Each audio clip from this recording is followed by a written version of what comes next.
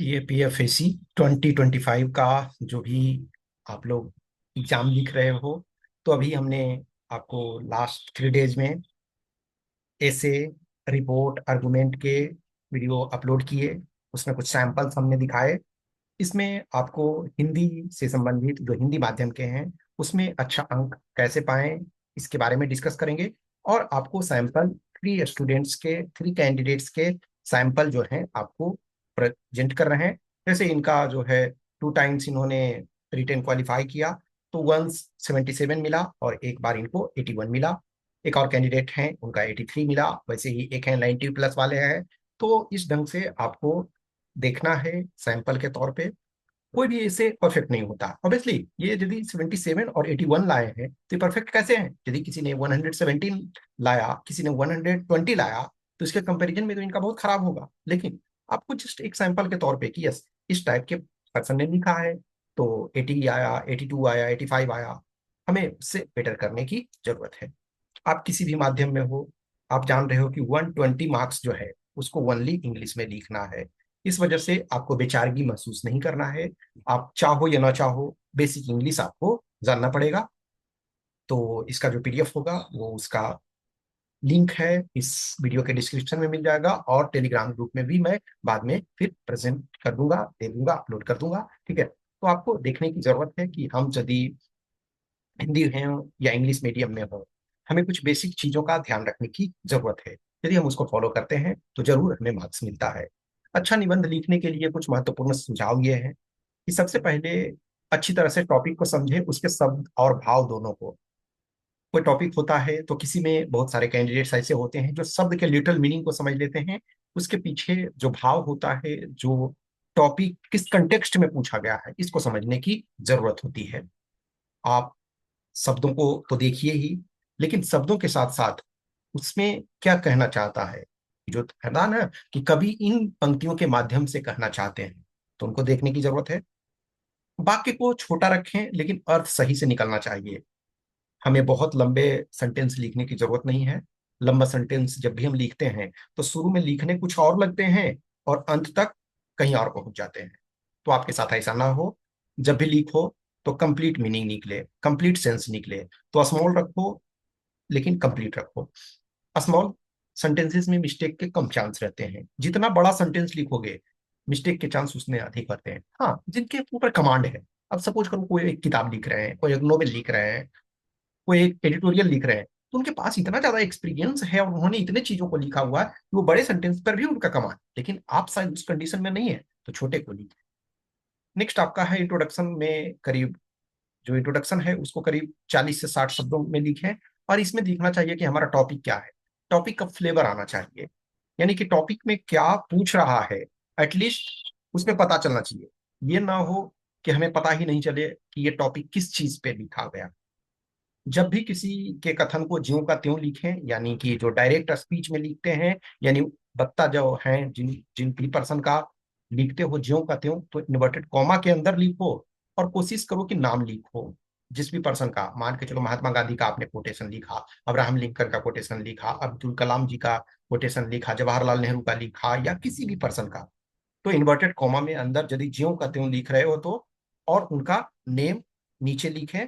और यदि नेम नहीं पता है कि किसने लिखा है, तो उनको सम्मान दे। जैसे कि कह सकते हो ना कि किसी ने सच्ची कहा है, या किसी महान दार्शनिक ने ऐसा कहा है, या किसी महान अर्थशास्त्री ने ऐसा कहा है, किसी महान राजनीतिक विश्लेषक ने ऐसा कहा है। उसके बाद अब तो क्या है, आप सम्मान दे रहे हो, उनको क्रेडिट दे रहे हो। और नहीं, यदि कुछ भी है तो उनके कथन को अपनी भाषा में करके लिखने की कोशिश करना है।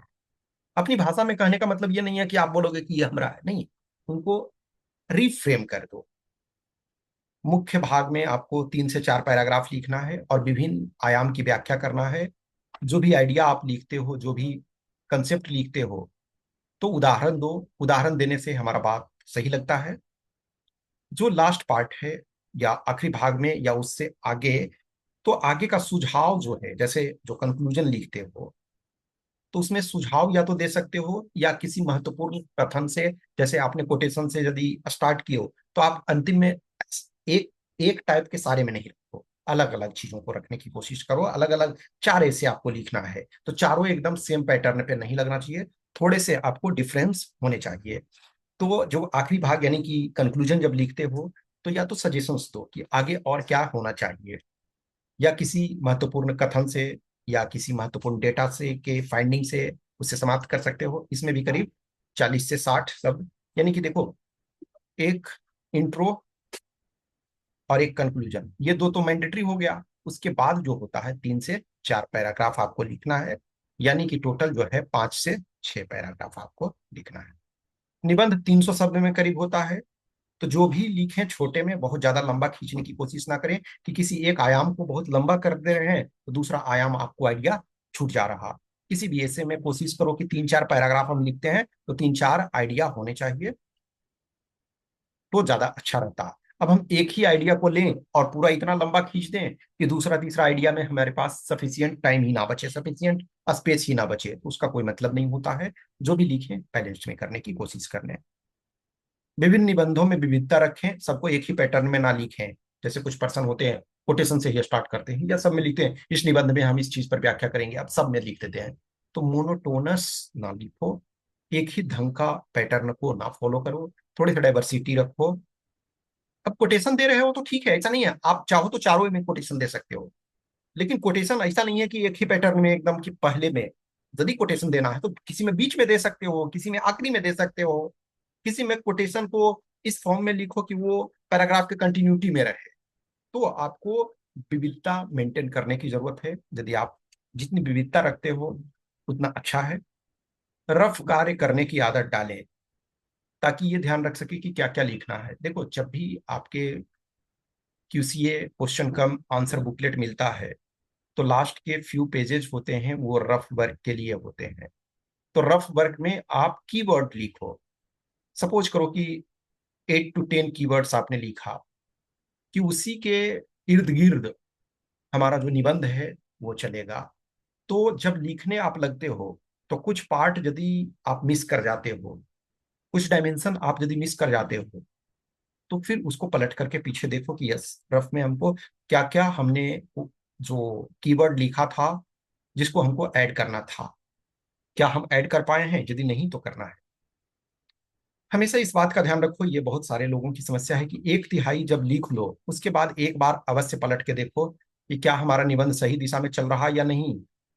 क्योंकि आपके पास जस्ट 3 पेज मिलते हैं, एक ऐसे के लिए 3 पेज प्लस जो ऐसे जहां है वहीं लिखोगे। ऐसा नहीं है कि एक ऐसे को काट करके दूसरे जगह, क्योंकि उतना जगह नहीं। देखो, पहले बहुत पहले जब आपके पास जगह मिलता था कि ठीक है, हम वो वही जगह पे वो ऐसे नहीं लिखना, कहीं भी हम लिख सकते हैं, तो ठीक है, एक काट भी दिए तो दूसरा फिर से लिख सकते हैं। लेकिन आज के डेट में क्या है कि जिस क्वेश्चन का आंसर जहां डालना है वहीं आपको करना है, दूसरी जगह आप लिखोगे तो उसका मार्क्स नहीं मिलेगा। तो इस वजह से जब भी आप लिखो तो 30%, यानी कि ऑलमोस्ट 1 पेज जब लिख लो, तो एक बार चेक करो कि हमारा जो डायरेक्शन है, डायमेंशन है, वो सही चल रहा है या नहीं। यदि सही नहीं चल रहा है तो फिर हमें उसे थोड़े से चेंज करने की जरूरत होती है। अब 300 शब्द है, कभी कभी देखोगे कि 300 शब्द बहुत कम पड़ जाते हैं, तो आप एक्स्ट्रा जो है 10% एक्स्ट्रा कर सकते हो, यानी कि 330 340 इतने तक कर सकते हो। क्योंकि आपका पेज भी 3 ही है, पेज 3 है। और एक स्टैंडर्ड साइज में जब लिखते हैं तो 100 से 120 शब्द एक पेज में। आप एक पेज में उससे ज्यादा शब्द को लिखने की जरूरत नहीं है। 100 से 120, हार्डली 125, ठीक है ना। 125 से ज्यादा ना लिखो, क्योंकि फॉन्ट ना तो अब कुछ ऐसा है कि 70 वर्ड्स में ही आप पूरे पेज को खत्म कर दे रहे हो, तो वो भी नहीं होना चाहिए। न तो बहुत बड़ा फॉन्ट होना चाहिए, न बहुत छोटा होना चाहिए, रीडेबल होना चाहिए, देखने में आपको सही लगना चाहिए। तो इन चीजों को फॉलो करना है। कभी भी ये मत सोचो कि हम बहुत टफ शब्द लिखेंगे तो हमें ज्यादा मार्क्स मिलेगा, नहीं। सिंपल जितना रखने की कोशिश करो। आइडिया जो कहना चाहते हो वो कंप्लीट उसका मीनिंग निकलना चाहिए, उसका कभी अर्थ निकलना चाहिए। जो भी पैराग्राफ लिखते हो तो करीब करीब पैराग्राफ को बराबर साइज का रखने की कोशिश करो। तो इससे आपको अच्छा लगता है, अच्छा देखने में भी लगता है। अब हैंड राइटिंग देखो सबकी अलग अलग होती है। अब इसमें मैंने तीन तीन कैंडिडेट्स के आपको दिखाने की कोशिश की है। जैसे इनका हमने ये बताया कि ये जो है इनका, तो 2 बार उन्होंने रिटन क्वालिफाई किया। तो एक में 77 एक बार मिला और एक बार आपका इनका 81 मिला। ठीक है ना। तो ये जैसे देखो, ठीक है। अब पैराग्राफ मोर और लेस देखो इनका बराबर के साइज का है। तो एक पैराग्राफ ये इंट्रो का है, फिर main body, main body, main body, ठीक है। फिर एक मेन बॉडी, और फिर आपका ये कंक्लूजन। तो ये देखो, 2 पैराग्राफ, 3 4 5 6, 6 पैराग्राफ हुआ टोटल। इसमें इन्होंने 6 पैराग्राफ लिखा है। तो वो 6 पैराग्राफ में जो दो तो आपका फिक्स हो गया, एक इंट्रो और एक कंक्लूजन, बाकी आपका। तो ये मैं पीडीएफ दे दूंगा, इसको मैं एक्सप्लेन नहीं कर रहा हूँ। इनका ही एक दूसरा देखो है। इसमें इन्होंने, चूंकि क्या होता है कि ऐसा है कि ये ऐसे इन्होंने अच्छा लिखा, ठीक है। ये निबंध इनका अच्छा लिखा हुआ है कि शांत समुद्र कभी भी अच्छा नाविक नहीं बना सकता। ये थोड़ा सा देखोगे, मैंने इसको इस वजह से ऐड किया कि इन्होंने देखा जाए एक्चुअल जस्ट 4 पैराग्राफ लिखा है। यानी एक तो ये एक तरह से इंट्रो हो गया, एक मेन बॉडी, लेकिन ये थोड़ा सा, सॉरी, एक इंट्रो और एक कंक्लूजन, और ये मेन बॉडी को जस्ट 2 ही पैराग्राफ्स में। इनको एक्चुअली थोड़ा सा पैराग्राफ और बनाना चाहिए था। बाय द वे इन्होंने लिखा अच्छा है, लेकिन इनको थोड़ा सा पैराग्राफ को है मिनिमम एक और बनाना था, तो इसकी ब्यूटी ज्यादा अच्छा लगता। फिर भी चूंकि ये कंसेप्ट वाइज चीजें मुझे अच्छी लगी, तो मैंने इसको ऐड कर दिया है। इनको आप देख लोगे, ठीक है। ये देखो दूसरा, इनका हैंडराइटिंग क्या है। इनका 83 मार्क्स आया, ठीक है। 83 मार्क्स। तो ये क्या है, इनका हैंडराइटिंग देखो उनसे काफी अच्छा है। इनका सब शब्द देखो बहुत अच्छे तरीके से लिखा हुआ है। अब यदि आप इनके कंपैरिजन में देखो, तो इनको जैसे 181 मिला, फिर 77 मिला, इनका 83 है। अब 83 है यदि देखो, तो हैंडराइटिंग फार बेटर। सिर्फ हैंडराइटिंग मायने नहीं रखता, हर चीज मायने रखता, और एग्रीगेट टोटल पेपर का मायने रखता है। किसी कंपोनेंट में किसी को अच्छा मिला, किसी को खराब मिला, उस एंगल से होता है, ठीक है। तो इसको भी आप देखोगे। ये जैसे देखो, इन्होंने क्या है, एक आपका इंट्रो हो गया, फिर मेन बॉडी में एक ये है, एक यहाँ तक है, ठीक है ना। दो, ये यहाँ, तीन, ठीक है। और ये आपका जो है कंक्लूजन। तो यानी कि मेन बॉडी में इन्होंने 3 लिखा, और एक इंट्रो और एक ये, तो 5 पैराग्राफ। तो देखो, एक में, एक ऐसे में आपने देखा कि 6 पैराग्राफ, दूसरा में देखो टोटल 4 पैराग्राफ था, इसमें तीसरा में, इसमें इनके वाले में देखो 5 पैराग्राफ है, ठीक है। फिर एक ये है, ठीक है। इनको भी 90+ मार्क्स मिला, ठीक है। तो इसमें है कि खेलों में महिलाओं की भागीदारी भारत में अभी भी एक चुनौती है। तो ये देखो, ये आपका इंट्रो हो गया। मेन बॉडी का एक्चुअली देखा जाए तो मेन बॉडी में इन्होंने क्या किया है ना, कि ये बहुत लंबा पैराग्राफ ये कर दिए। लेकिन मैं ऑलरेडी बोला हूँ कि उतना लंबा पैराग्राफ करने की जरूरत नहीं है, ठीक है। फिर आपका जो ये दूसरा पैराग्राफ ये यहाँ तक है। फिर देखा जाए ये आपका कंक्लूजन में, तो थोड़े से चीजें हैं, अलग अलग टाइप के कैंडिडेट्स के अलग अलग होते हैं। तो इनको आप एक बार देखोगे, ये सारे कैंडिडेट्स हैं जो एक स्टैंडर्ड के पॉइंट ऑफ व्यू से ठीक ठाक मार्क्स लाए हैं कहीं भी। लेकिन आज के डेट में ध्यान रखो कि कोशिश आपको करना है 90+। लेकिन बहुत सारे कैंडिडेट्स हैं जो 80+ भी आप लाते हो, पेपर 1 को बैलेंस कर लेते हो और इंटरव्यू को, तो आपको सिलेक्शन आपका हो जाता है।